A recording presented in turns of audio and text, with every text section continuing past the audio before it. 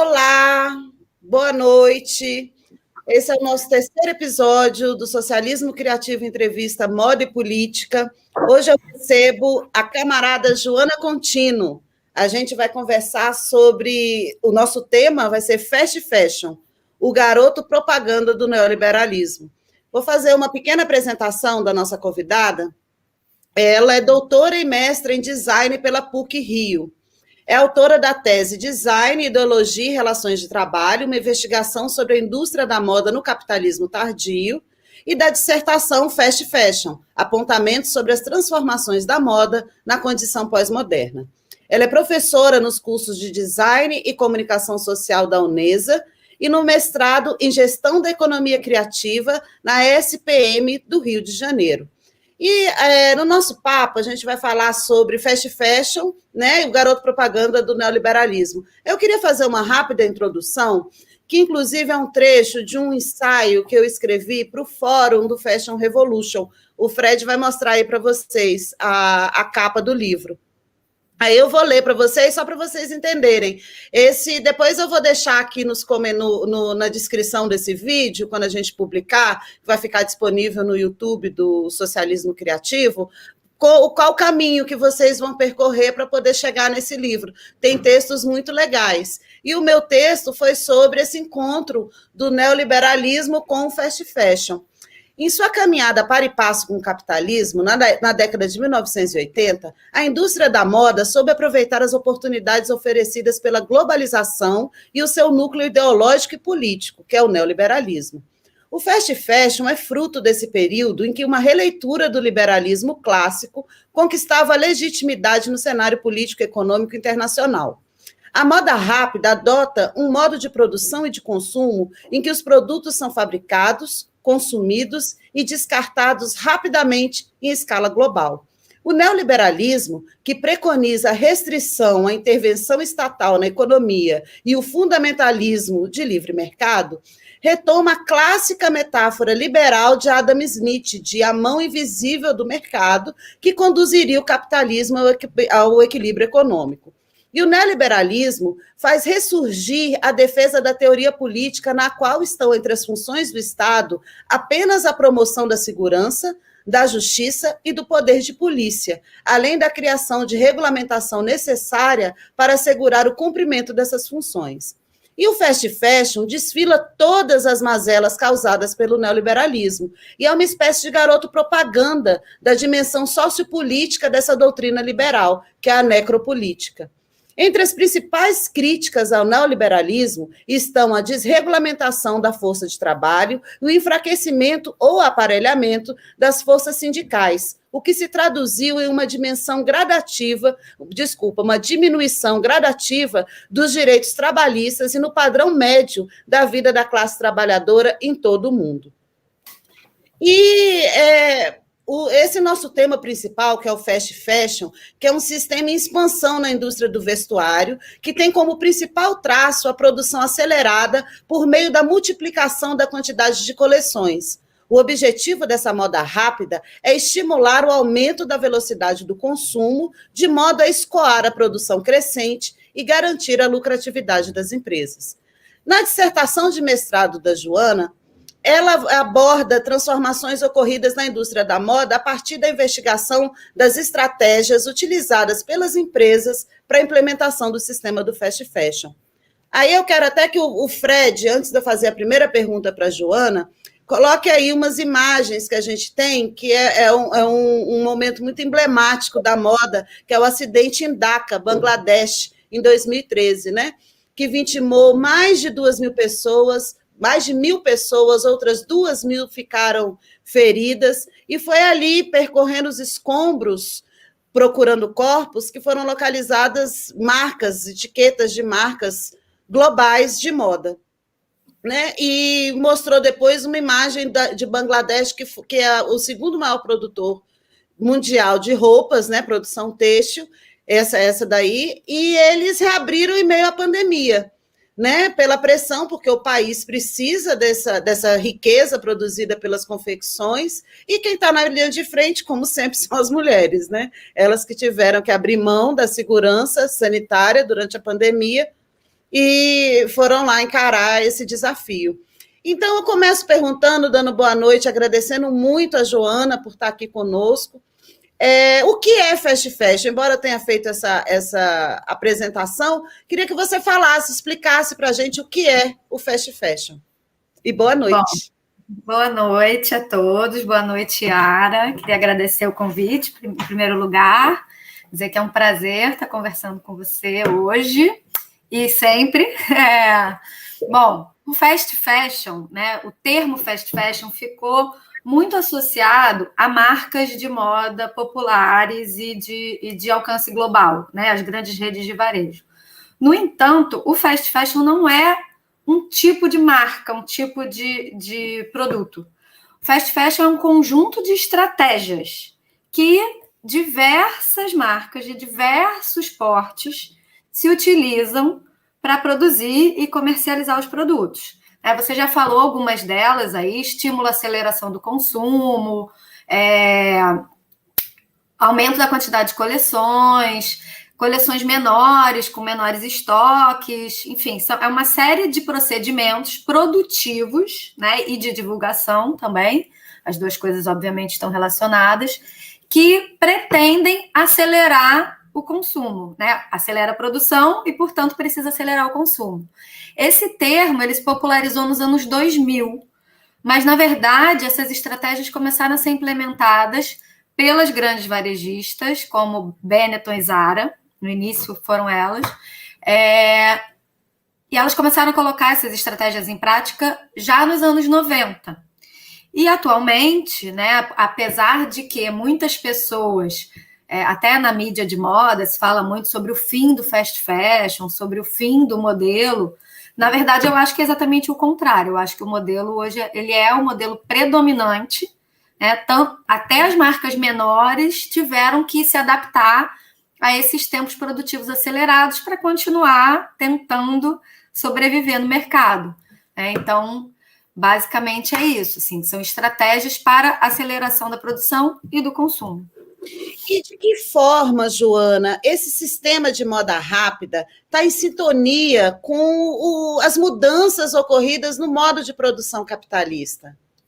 Bom, como eu já disse, né, a matriz do fast fashion, o fator principal que motiva esse tipo de produção é a aceleração. Né? E essa aceleração ela não é observada só na moda, a gente pode perceber em diversos setores industriais, especialmente naqueles setores que estão mais sujeitos às inovações estéticas e formais. Então, a gente tem, por exemplo, o setor automobilístico, tem gente que tem dinheiro ou que se endivida para trocar de carro todo ano porque o carro sai de moda, né? Essa lógica da moda num sentido não do vestuário, mas de sistema. E a indústria da moda, a indústria de vestuário, propriamente dita, ela sempre esteve ligada à produção estética, porque é como a gente se apresenta, através das roupas. Então, ela sempre se baseou nessa lógica da novidade, desde lá dos seus primórdios até hoje, claro.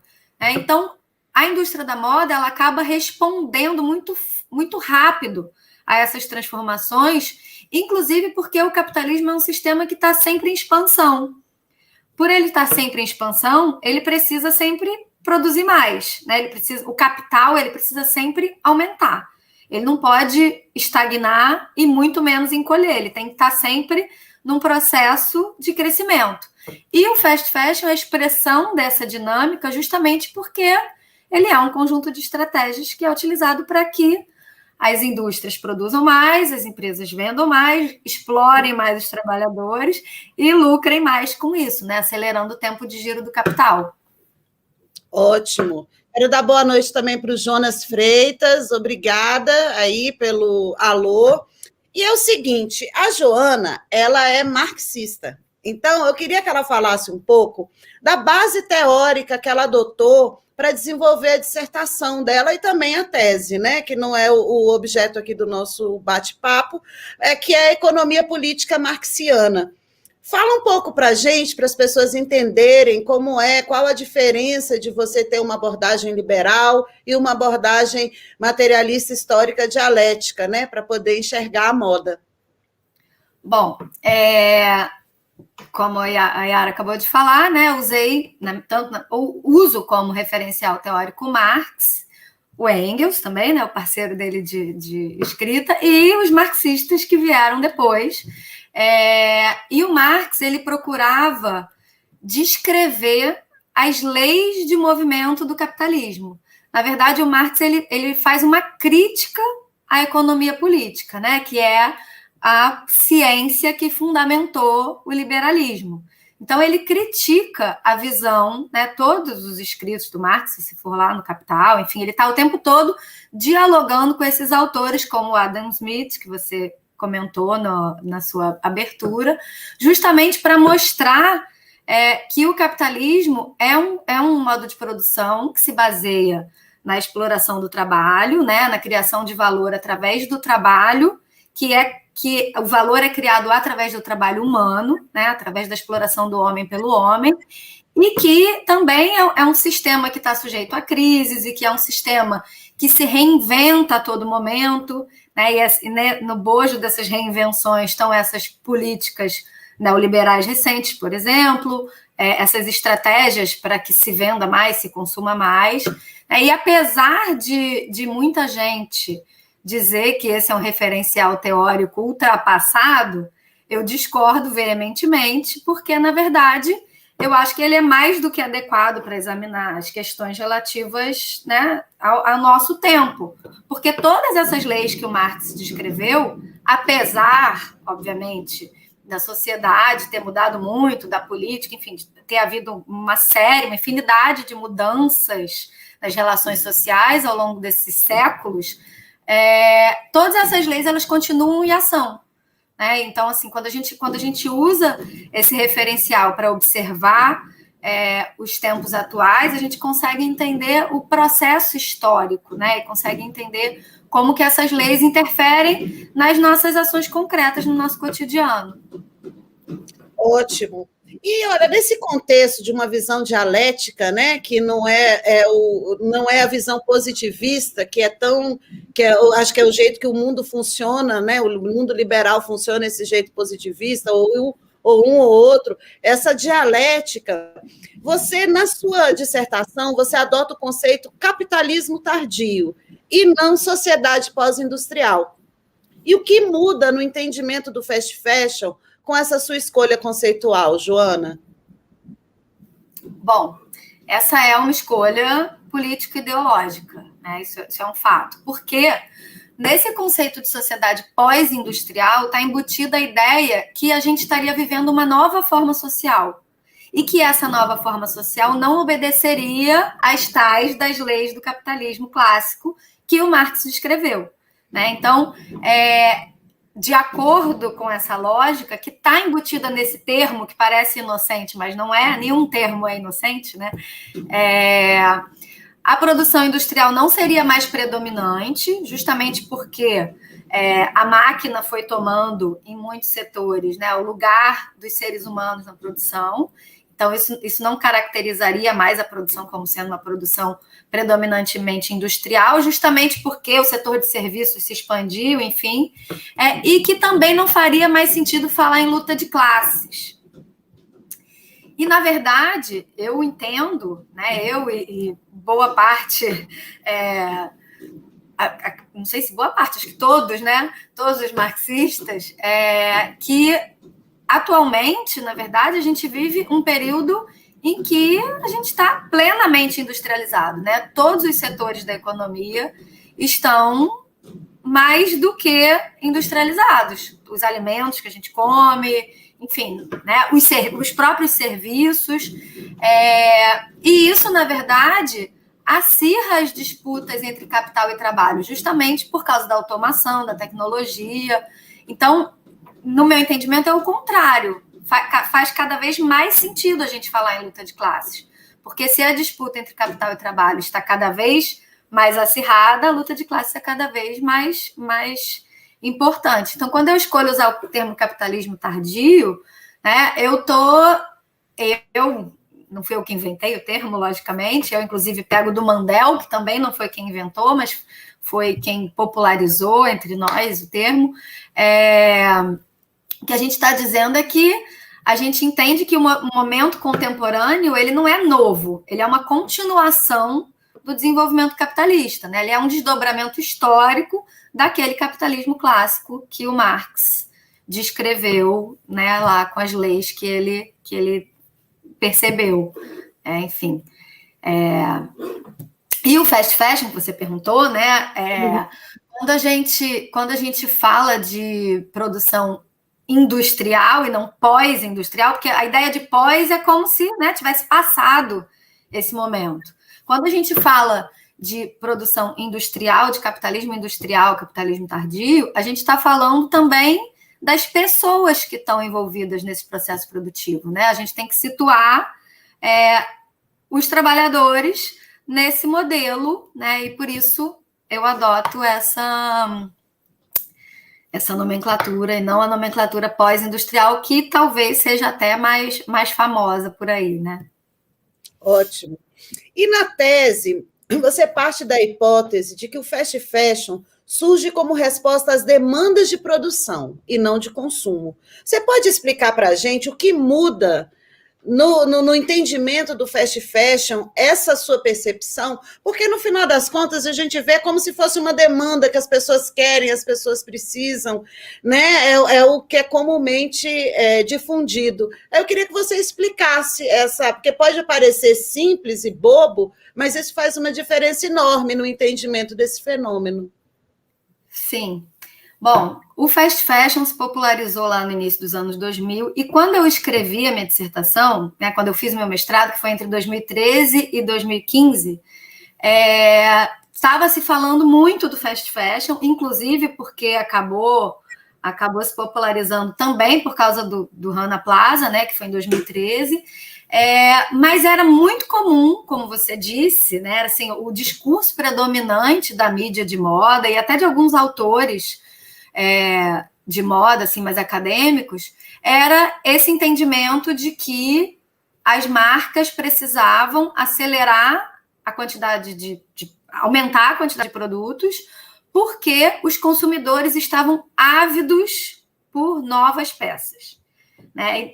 E bom, é claro que as pessoas têm sua individualidade, né, e escolhem comprar mais ou menos, ou de determinada marca ou de outra, mas, na verdade, né, voltando lá para o Marx, ele entende que a produção e o consumo são momentos diferentes de um mesmo processo, de uma mesma totalidade, mas que a produção determina o consumo. Os consumidores vão exercer influência, né, o consumo vai exercer influência na produção, tanto que se faz muita pesquisa de mercado, enfim, né, para entender como as pessoas pensam, mas essa influência ela é até certo ponto, porque ela pode até influenciar o que vai ser produzido, qual o tipo de produto que eu vou desenhar na minha coleção, mas ele não determina como se vai produzir e muito menos o que é possível se produzir, né? Porque a gente tem que entender a produção industrial, a produção de coisas em geral, situada no momento histórico, né? Então, por exemplo, um exemplo prático, assim, né? Se um consumidor quiser vestir um tecido invisível, um tecido que cubra, que proteja do frio e tal, mas que seja totalmente invisível, não transparente, invisível. Ele não pode, porque esse tecido não existe, porque a indústria não tem como produzir esse tecido. Então, ele influencia dentro daquilo que a indústria é capaz de produzir. Então, se a indústria da moda não precisasse ou não tivesse capacidade de produzir de forma tão acelerada quanto é a proposta do fast fashion, os consumidores poderiam querer consumir o que eles quisessem, na velocidade que eles quisessem, que eles não iam conseguir, porque a indústria não teria como fazer. Então, assim, nesse sentido, a produção ela vem antes, né? Não tem como o consumo vir antes. É isso faz muita diferença, viu, gente? A gente entender esse processo, esse ciclo inteiro, que as coisas não são separadas, elas são produto da condição histórico-material que a gente vive. Quero dar boa noite também para a Catarina Barbosa, maravilhosas, debate super importante, muito obrigada. Você define fast fashion, Joana, como apresentação da moda na condição pós-moderna. E moda é um produto da modernidade, né? Inclusive, eu chamo, você já deve ter me ouvido falar algumas vezes, que a moda é a filha predileta do capitalismo. E de que forma esse entendimento pode nos ajudar a compreender a dimensão da moda rápida, a gente entender essa condição de pós-moderno? Bom, primeiro tenho a controvérsia sobre esse termo pós-moderno também, né? Por isso que no título da minha dissertação está condição pós-moderna, porque, na verdade, também, obviamente, não fui eu que inventei esse termo, é o título de um livro do David Harvey, que é um importante teórico marxista.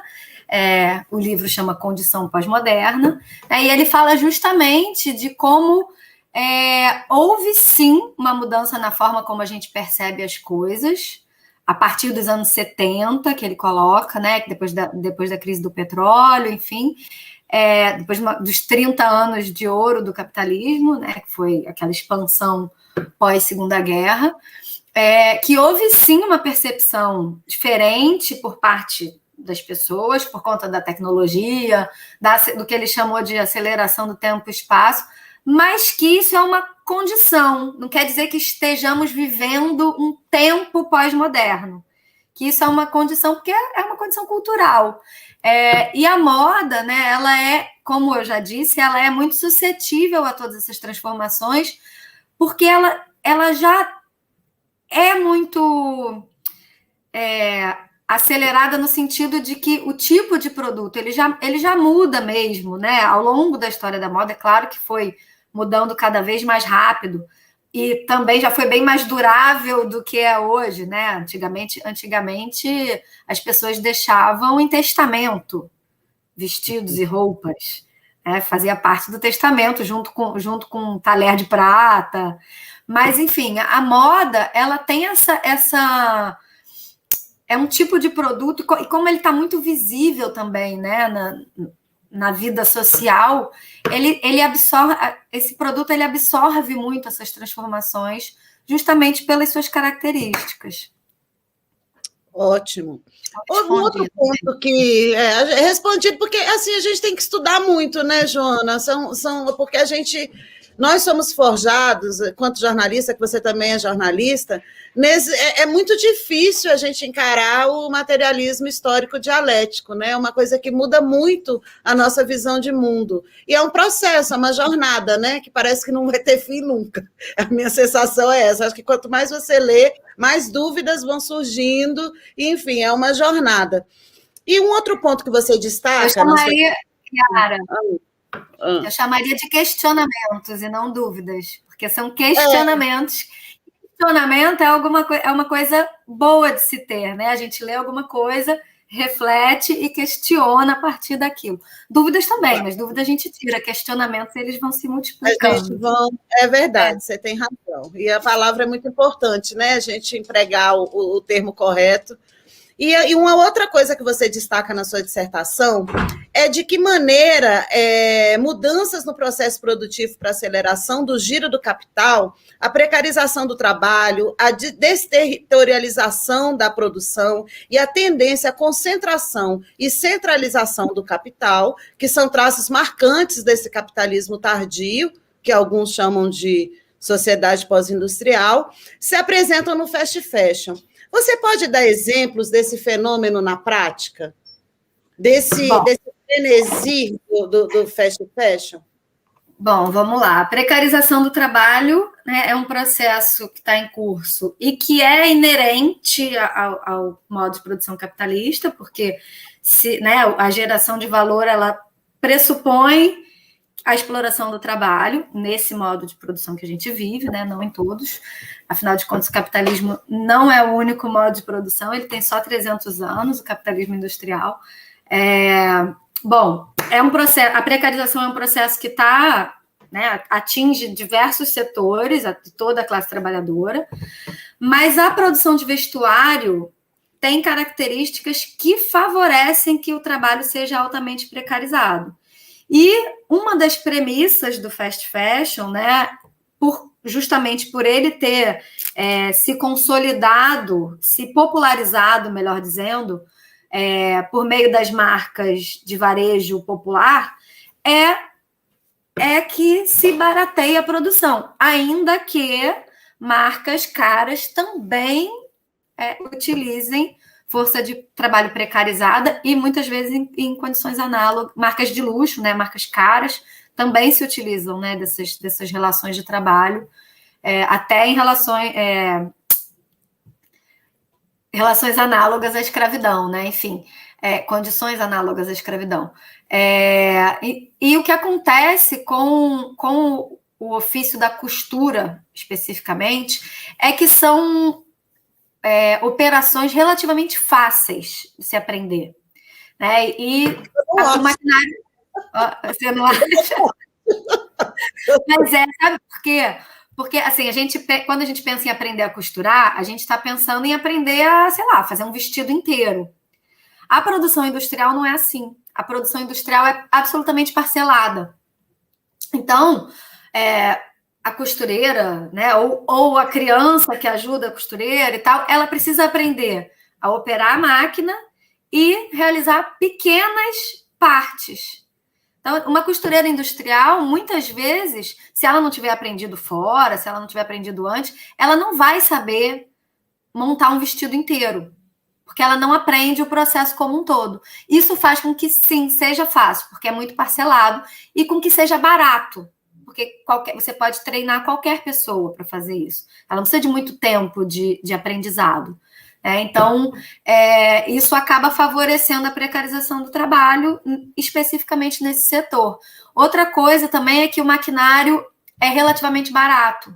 É muito mais barato você comprar uma máquina de costura, montar uma oficina de confecção, do que uma fábrica de, sei lá, de carro ou de computador, né? Então, assim, é barato. E aí, sobre essa questão da precarização, uma dica de filme, para quem está assistindo aí, não viu, você provavelmente já viu, que eu sei que você gosta desse assunto, que é o documentário sobre a produção de jeans lá em Toritama. Estou me guardando para quando o carnaval eu já vi 5 vezes. É excelente, e dá para entender perfeitamente esse processo. E a desterritorialização, que também dá para entender lá no documentário, né, que acaba formando esses polos de produção, ela é complementar à precarização. A indústria de confecção tem essas máquinas leves e baratas, e é uma indústria que se muda de lugar com muita facilidade. Então, o capital ele vai procurando os lugares onde a força de trabalho é mais barata, onde as leis são mais flexíveis, né, ou são mais frouxas, e vai se mudando conforme o seu interesse. Né? E como exemplo também, objetivo, já que você tinha pedido exemplos, a gente tem o aumento da produção de vestuário na África subsaariana, por exemplo, que tem acontecido nos últimos anos, que está sendo estimulado tanto pela produção local de algodão, né, como pelos baixos custos da força de trabalho, e como por um aumento do salário na China. Teve uma política de uns anos para cá de aumento do salário mínimo e de inclusão de alguns benefícios sociais, aumento do tempo de férias e tal. E isso faz com que empresas saiam da China e procurem... Claro que a China ainda é, de longe, o maior produtor e tal, mas começa a haver esse movimento de migração para outros lugares. E aí tem alguns países na África subsaariana, se não me engano, na Nigéria, agora não lembro exatamente qual é o país que está se destacando. Etiópia. Acho que é Etiópia. Enfim, eles estão fazendo esse movimento para um outro continente onde não existia essa produção. Claro que existia produção, mas não existia produção para o mercado global. E, finalmente, o outro aspecto que é importante, que é essa tendência à centralização e concentração, que é uma tendência do capital, é uma das tendências importantíssimas que o Marx descreveu, né, na teoria dele. E como exemplo, a gente tem os grandes conglomerados de moda. Temos os conglomerados de luxo, né, que o LVMH, né, da Louis Vuitton, que tem... O mundo agora, né? Bancou o Jeff Bezos. Ele deve ter gastado todo o dinheiro com aquela coisa para ir para o espaço, e agora ele perdeu o posto. Pois é. E aqui no Brasil, a gente está vendo agora uma onda, né, de fusões e tal. O Grupo Soma comprou a Hering esse ano, 2021, e isso é resultado da crise. As empresas menores, não que a Hering seja pequena, lógico que não, mas assim, muitas empresas com questões de organização, empresas de médio porte, vão se complicando por conta da crise econômica, que foi acirrada e muito pela crise sanitária, e vão sendo compradas, e muitas vezes a preço de banana, pelos grupos. Então, pelos assim, tubarões, né, do mercado financeiro. Exatamente. Inclusive, eu vou ler aqui, a Daniela Musi está fazendo eu vou ler aqui o comentário dela. Excelente debate, Joana. As coleções de estilistas renomados nas lojas de departamento não seriam apropriações da alta moda pelo capitalismo? Você vê nesse movimento uma democratização da moda? Aí ela continua. Boltanski e Chapello falam muito sobre essa forma de apropriação e canibalização de tudo que o capitalismo faz em um novo espírito do capitalismo. Aí, para você comentar, muito boa a sua pergunta, Daniela. A gente vê aí, né? Ela pergunta a questão da apropriação da alta moda pelo capitalismo. Obrigada pela pergunta, Dani, querida. Bom, vamos lá por partes. Democratização da moda. De fato, produtos mais baratos, produtos com qualidade de design, né? Qualidade assim, formal, estética, não obrigatoriamente qualidade, né, de durabilidade e tal, de fato representam uma espécie de democratização. Mas aí a gente tem que pensar qual é o tipo de democratização que a gente acha maneiro. Porque democratizar só pela via do consumo de coisas que você vai jogar fora e que vão durar 2 lavagens, não sei se é exatamente democratizar. Eu acho que se a gente pensar no que seria de fato uma democratização, seria produtos com qualidade estética, com qualidade no sentido, né, da durabilidade, com pensamento mais sustentável, né, produtos menos poluentes, enfim. Esse movimento das coleções assinadas, eu tenho na minha dissertação um capítulo sobre ela, sobre esse tema. Yara deve ter lido. Na verdade, foi, né, colocado como uma coisa de democratização na época, né? E, inclusive, eu lembro bem, assim, uma das primeiras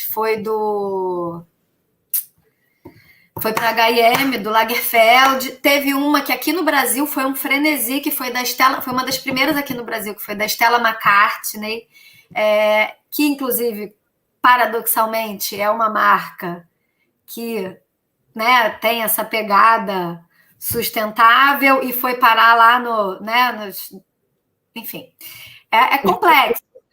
Porque... E aí, assim, na verdade... Eu não acho que seja uma canibalização, porque a indústria de luxo ela é capitalista também. Né? Ela é fundada na mesma base, ela só oferece um outro tipo de produto, que às vezes nem é tão diferente assim, mas, né, tem toda a questão simbólica por trás da marca, e aí a gente pode, já que a Dani citou autores, a gente acaba usando muito Bourdieu para falar disso. Mas, assim, eu acho que sim, o capitalismo ele se apropria de tudo e mais um pouco que ele pode, ele vai se espalhando, isso por isso que ele dá tão certo, porque ele vai pegando os movimentos que são legítimos e autênticos e vai, né, mastigando e devolvendo com outra forma, mas eu acho que foi um movimento muito... considerável, né, no início, no boom do fast fashion, essa coisa das marcas de luxo, até agora ainda tem as coleções assinadas, mas eu não enxergo como uma democratização de fato, não. Eu enxergo como mais uma estratégia. E agora, até pegando o gancho do que você falou, dessa capacidade do capitalismo de transformar tudo em mercadoria, né? A gente tem um movimento que surgiu na rasteira do fast fashion, que é o slow fashion, né? Aí eu vou até pedir para o Fred colocar para a gente aí, tem uma chamada, né? É um movimento para levar uma vida mais sustentável. Eu queria saber o que é ser sustentável para esse povo, mas tudo bem. Então, é uma das características do capitalismo, né, que é a capacidade de capturar o espírito do tempo, transformar em mercadoria e vender. E no caso do fast fashion, ele fez surgir esse movimento que se coloca como contrário, que é o slow fashion. Como é que você vê essa resposta? Você acha que o slow fashion é o oposto do fast fashion? É o antídoto? Não acho. Não acho mesmo. Primeiro porque eu não acho que ele surgiu por causa do fast fashion. Eu acho que slow fashion sempre existiu. Tem gente que não compra roupa, tem gente que faz a própria roupa. Eu mesma, eu gosto de costurar, volta e meia, eu invento nas férias, normalmente, né? Que é quando dá tempo, de sentar e costurar. E eu já, né, enfim, a minha avó costurava as roupas e é slow. Eu não acho que seja antítese, e eu acho que o slow fashion é um movimento, não desmerecendo as marcas que pretendem, né, as empresas e os consumidores que pretendem ter uma vida mais sustentável, as marcas que pretendem autenticamente ter uma produção mais sustentável, né, que nem todas de fato têm, elas dizem que tem, mas não tem. Não desmerecendo essas ações individuais, né, mas eu acho que essa lógica individualista de eu vou comprar menos ou eu vou comprar algo atemporal, que também é um conceito questionável, né, do ponto de vista do design, essas ações individuais, seja do ponto de vista de uma empresa ou algumas empresas ou de um indivíduo escolher comprar, elas não resolvem o problema, né?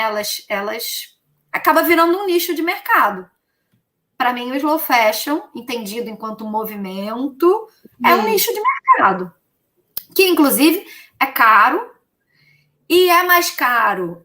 Tem razões concretas para ser mais caro, porque se você vai remunerar melhor quem produz, né, a empresa precisa ter lucro para continuar se mantendo, porque a gente vive num sistema capitalista. Mas não quer dizer que pague melhor e não explore. Explorar, vai explorar, porque está na base do sistema.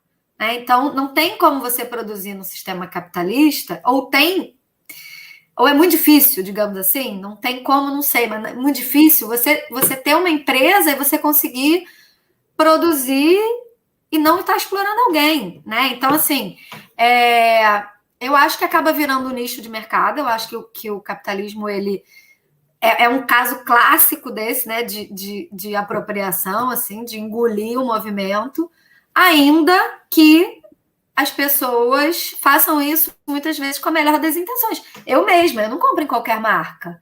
Eu poderia dizer que eu sou adepta do slow fashion, só que eu dizer que eu sou adepta do slow fashion não muda o sistema.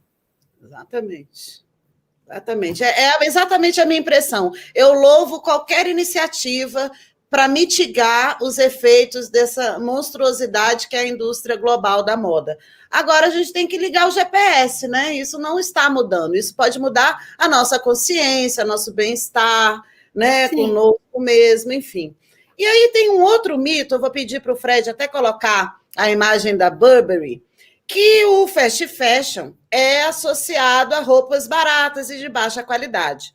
Mas até mesmo marcas de luxo, como a Burberry, que aderiram a esse sistema de produção rápida, embora a embalagem mude, né?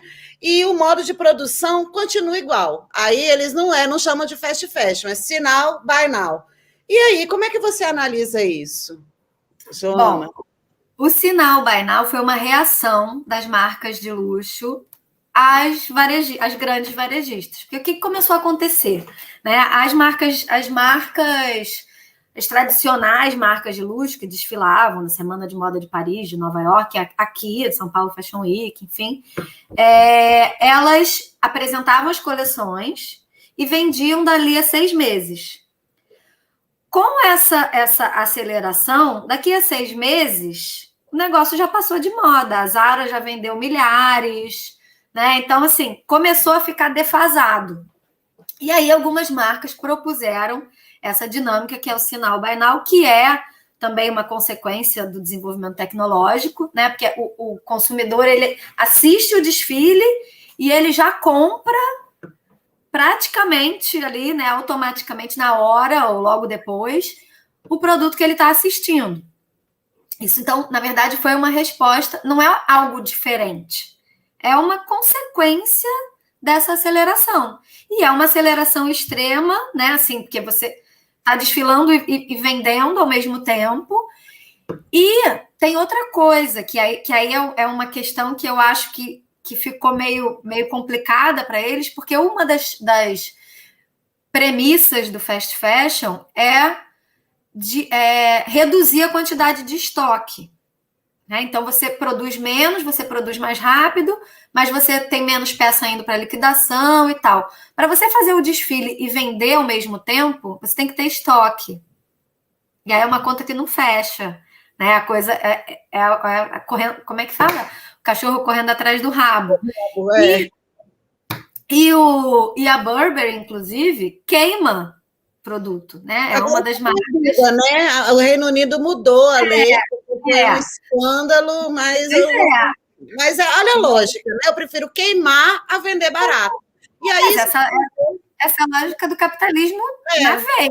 Né? Na veia. E aí tem até o comentário do João Júnior aqui. Todo mundo trabalha pela aceleração. O próprio campo, né, que eu imagino que ele esteja se referindo da moda, desautorizou algumas marcas por meio da designação do fast fashion para manter o valor simbólico da moda. Né? Porque como a moda é um caleidoscópio, ela é a roupa de vestir, mas ela é identidade, ela é representatividade, né? Ela tem todo um campo simbólico, semiótico, que inclusive tem a ver com a nossa última pergunta do nosso papo delicioso, que além de nos vestir, a moda também é carregada de valor simbólico, semiótico, identitário. E de que forma as marcas embalam essas características e as transformam em mercadorias? Porque assim, a gente foi criada com essa noção de que o jeans te dá e te empodera. Agora tem essa história de que tem coleções de marcas aí que exploram o trabalhador, mas que empoderam as mulheres, né? E isso é muito curioso, porque na moda isso fica muito latente. Camisetas do Che Guevara, camisetas da Frida Kahlo. Ninguém fala, né, que eles eram marxistas revolucionários, mas ganham dinheiro com eles, né? Eles lutavam contra esse sistema. Fala um pouquinho disso para a gente também. Bom, primeiro comentar isso aí que o João falou, na verdade, falei lá no começo, né, que o fast fashion virou sinônimo de um tipo de mercado, né, de um tipo de empresa. As grandes redes de varejo, Renner, C&A, Zara, né, que passaram a ser chamadas de fast fashion.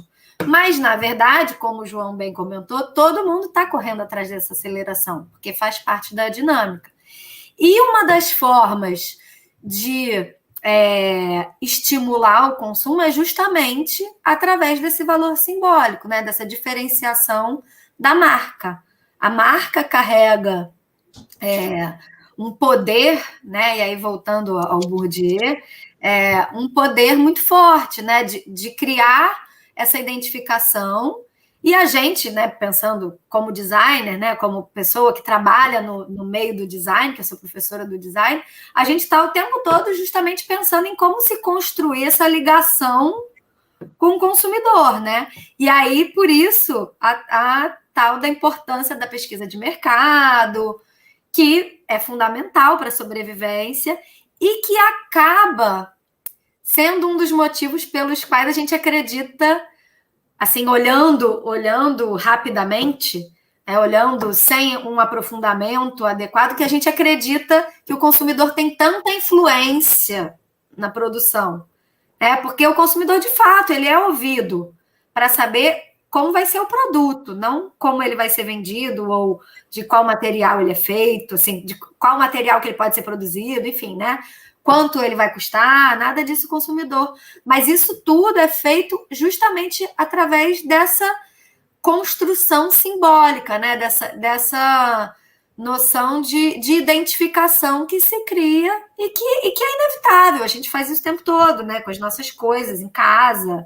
A gente tem uma casa que parece com a gente vai escolher roupas marcas que a gente acha que se identifica, enfim. E aí do âmbito do discurso, né? De dizer que aquela marca... Por isso que eu falei, né? Das marcas que são autenticamente slow fashion, ou que se supõem serem mais sustentáveis, e as que usam esse discurso porque tem gente atenta a isso. E a moda, eu acho que ela é muito craque, digamos assim, em fazer essas construções e enganar a gente direitinho. Tipo, é verdade. Engano. Tem a Catarina, fez um comentário aqui, que é falar de consumo consciente no capitalismo parece mais jogada de marketing do que realmente repensar as estruturas de produção e o próprio sistema. Inclusive, eu e a Joana tivemos um papo durante o Fashion Revolution desse ano, que é sobre moda sustentável, que eu tenho um verdadeiro horror. Quando alguém fala em moda sustentável, eu até me arrepio, entendeu? Acho que tem atributos sustentáveis. Eu, por exemplo, também escolho, eu não compro de qualquer marca. Eu escolho aquelas... na verdade, meu negócio é mais, eu quero ajudar as minhas manas e manos a pagar os boletos, entendeu? Meu recorte é muito mais esse, porque não dá para você cobrar de uma pequena marca coisas que nem as grandes fazem, né? Então, até para a gente encerrar o nosso papo, vou pedir para o Fred colocar duas coisas, que a gente está falando aqui de moda, mas isso tem a ver com o neoliberalismo, que é o tempo, né? Esse espírito do tempo que a gente vive, né? A gente não dá para a gente falar sobre moda, sobre o vestir, e esquecer que tem quase 600 mil pessoas mortas, né? Agora, felizmente, com o avanço da vacinação, tem diminuído o número de óbitos diários, mas a gente não pode dissociar, não dá para a gente discutir um modo de produção capitalista sem lembrar que a gente está vivendo um tempo de desmonte. Eles acabaram de aprovar na Câmara dos Deputados hoje a privatização dos Correios. E os Correios não entregam só mercadoria. Os Correios, eles têm um papel social importantíssimo para pequenas cidades. Então, é esse desmonte que não são só as bobagens que o genocida fala. Eu acho muito mais grave o desmonte que o Paulo Guedes promove. Entendeu? Que o Chicago Boy, que é o garoto propaganda, ele sim, o garoto propaganda do neoliberalismo, né? Que ele acha que tem que desmontar o Estado brasileiro para poder atender ao mercado financeiro, à ânsia dos investidores. Então, acho que a gente não pode esquecer disso na hora da gente pensar moda, né? Porque a gente tem que pensar dentro desse contexto histórico, né? Aqui, isso que a gente está vivendo, e é muito grave. E acaba sendo um discurso, complementando aí que a Catarina falou, que a Catarina foi minha aluna querida, acaba sendo um discurso muito elitista, né, Yara? Porque, assim, como que você vai cobrar que a pessoa que, cara, não tem saneamento básico, não tem o que comer, às vezes, passa todos os tipos de perrengue possíveis, que ela se preocupe com sustentabilidade ou com que tipo de tecido foi a roupa. Gente, não existe, sabe? Não tem como. Então, assim, tem que tomar cuidado com isso mesmo, com esse discurso, porque ele mais mascara o problema do que resolve o problema. Soluções. A gente está com 20 milhões de pessoas, a fome voltou, gente, são 20 milhões de pessoas, outras 50 milhões com insegurança alimentar. A gente está vivendo tempos muito difíceis, muito agravado, inclusive, por essa crise sanitária. Aí eu quero pedir até para o Fred mostrar aí duas imagens, que é uma de Toritama, que eu acho que é importante a gente conhecer. Toritama é um laboratório do neoliberalismo, desse encontro da moda com a necropolítica, né? Esse documentário que a Joana falou mais cedo, eu recomendo muito, tem no Netflix, estou me guardando para quando o carnaval chegar. E outra que eu acho que a gente a gente tem muita habilidade de apontar para outros países e se esquece de olhar aqui para dentro, né? Nós, o Brasil, a última cadeia completa têxtil, né, do Ocidente, a gente tem esse caso de Toritama e a gente escraviza os nossos irmãos latinos, sobretudo peruanos e bolivianos, em subsolos no centro de São Paulo. né? É um custo muito alto que a gente paga. E olha, e não é só roupa que vende no camelô, não é só roupa baratinha, não. É como a gente falou durante esse tempo todo, é um modo de produção. Tem casos, a Repórter Brasil acompanha, de marcas famosas, marca, eu vou até dizer o nome, a tal da Animale, né, que você cobra R$ 800 por uma peça e você coloca pessoas escravizadas, né, sobretudo mulheres, que é onde a moda, né, a força de trabalho da moda, ela é feminina. Né? Não só aqui no Brasil, em todo o mundo, por várias questões. Isso, inclusive, dá um outro papo que eu vou fazer uma hora, um papo de por que a moda é feminina. Nós somos as consumidoras preferenciais, né? Porque a gente é bibelô de burguês, né? Fomos criadas assim, né? Os caras eles acham que nós somos troféus, enfim. E é isso, eu acho que é muito importante a gente entender o espírito do tempo, entender que a moda está nesse sistema, né? E que a gente precisa questionar, que a gente precisa parar de ficar batendo palma para coisas que não vão na raiz do problema. Né? Não é que eu esteja criticando iniciativas de moda com atributos sustentáveis. Agora, não existe moda sustentável. Vamos, né, botar o pé no chão. E quanto custa isso? Sustentável é você também ter dinheiro para pagar os seus boletos, criar sua família. Né? Você comprar do camelô, porque tem gente que não pode comprar de camelô, que não pode comprar no fast fashion. Quem é que diz que não pode, gente? Pode sim, você pode onde seu dinheiro der, né? Quando a sua condição histórico-material te permitir viver. E todo mundo tem direito de ficar bonito. Né? Todo mundo tem direito de vestir uma roupa que está afim, e se aquilo é de plástico que está vendendo, olha, massa, vai nessa. Agora, a questão é sistêmica, a gente tem que pensar o sistema moda, né? A gente tem que pensar de como é que pode um cara que produz roupa de luxo ser o homem mais rico do planeta hoje. Isso aí que você falou, eu não sabia dessa migração para o continente africano, né? Porque isso, inclusive, está associado à chegada dos agrotóxicos por lá. Né? Porque sempre foi uma produção, a gente está falando de algodão, que tem outras fibras, mas a mais importante é essa, e era uma marca, né, no continente africano, a produção agroecológica até. Né? Então, um exemplo muito legal, se alguém quiser conhecer, também quero escrever sobre ele, que é o Thomas Sankara. Ontem, né, foi o dia que comemorou eu não sei quantos anos, acho que foi em 83, a Revolução em Burkina Faso, e uma das bases da revolução foi o empoderamento, aí sim, de mulheres e a produção de tecidos para o mercado interno, né? Porque eles plantavam algodão e exportavam, ele não, vamos mudar isso, a África para a África. A África tem que produzir para a África. Então, eu acho que fica aí um monte de questionamentos, não mais dúvidas, né? Que eu acho que é um papo muito gostoso para a gente retomar.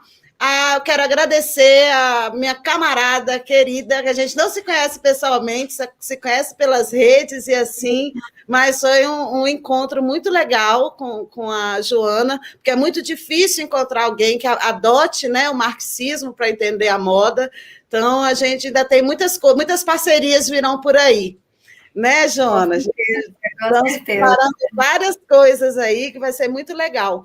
E eu quero convidar vocês para o próximo episódio, o próximo programa, que é daqui, sem ser na próxima quinta, na outra, eu vou conversar com o professor Elias Jabbour. A gente vai falar sobre a Shai ou Shen, eu prometo que eu vou aprender a pronunciar dessa e-commerce até lá, para ele explicar para a gente esse fenômeno que é a China e a economia do projetamento. Né? Porque a gente precisa entender as coisas, não precisa concordar nem discordar, mas a gente precisa compreender por que a China é o que é hoje, a principal produtora de roupas, né, de vestuário e outros segmentos também. Então, eu quero agradecer a presença de todas que estiveram aqui conosco hoje. Muito obrigada mais uma vez, Joana, é sempre uma delícia conversar com você. Né? Vamos falar mais sobre moda e política. Então, muito obrigada a todos, boa noite. Obrigada pelo convite e pelo papo, foi ótimo, adorei também. Até a próxima. Até a próxima, queridos. Beijos para todos. Tchau, tchau. Tchau.